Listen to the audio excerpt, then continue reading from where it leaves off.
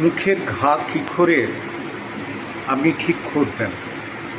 অনেক সময় দাঁতের চাপেও গাল কেটে যে ঘা হয়, গ্যাস থেকেও ঘা হতে পারে, অথবা আমরা যে দাঁত মাজি সেই ব্রাশের আঘাতেও হয়, এবং এগুলো এত কষ্টদায়ক হয় যে সারতে চায় না।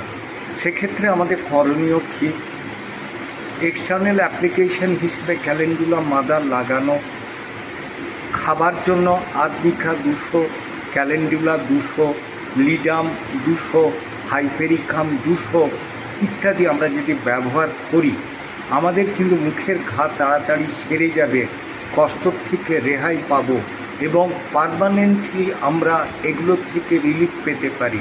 এবং আমাদের কষ্ট হোমিওপ্যাথিতে যতটা সময় লেগে সারতে দেরি লাগে তার থেকে অনেক